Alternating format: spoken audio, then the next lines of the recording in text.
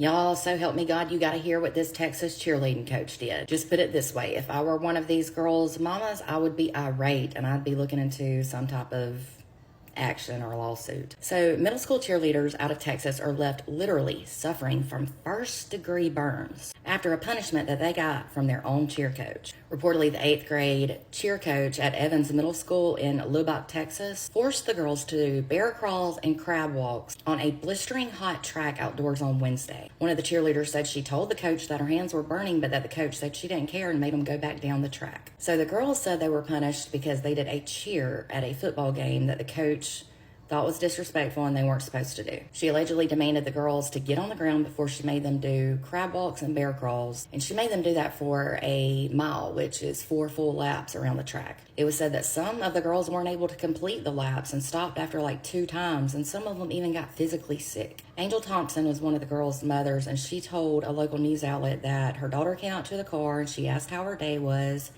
And her daughter put her things down and then looked at her mom, was like, "You want to know how my day was at cheer?" She then showed her mom her hands, and they were blistered to heck and back. Reportedly, one of the girls' parents went to the track that afternoon after this happened and checked to see what the temp of the track was, and it was 125 degrees. Unbelievable. The parents also told a news outlet that the cheer coach threatened the girls' future cheer careers if they did not complete the punishment. It was said that some of the girls, okay, so I'm assuming that this was like during school, during PE or something. It wasn't after school, because some of the girls after this went to go get checked out by the school nurse. And it was said that the parents weren't even called, notified that this happened. They didn't find out until the girls got home from school that day.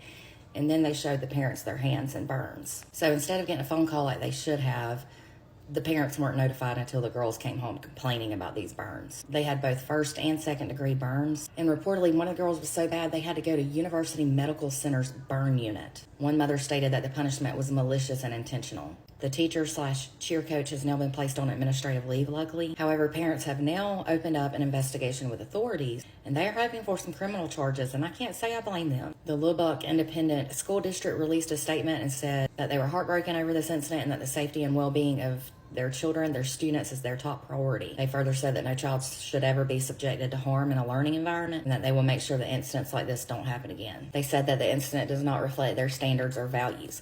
So let me just tell y'all, when I taught middle school and high school, I was a cheerleading coach for years, and I had this exact same thing happen to me. So one day I could not be at the game, and so I had I think it was the assistant principal kind of filled in for me to watch the girls and to be sponsor that day, cheer coach that day. I had a really important doctor's appointment. Well, there's this certain cheer that my middle school girls loved to do. The high school girls did it, and it was just inappropriate. It was very sassy, and it was just tasteless. So I told the girls, don't do that cheer when I'm not there today. Well, they did it. Well, we had a big parade coming up. And because they literally disobeyed me after I told them more than once not to do it, I made them not be able to walk in the parade, which was huge to them because they were so looking forward to it. But at the same time, if a coach tells you not to do something, you can't do it.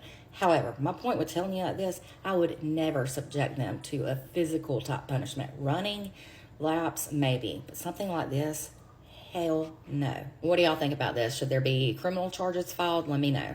Don't forget to give me a follow and to check out my website at www.truecrimewithmegan.com.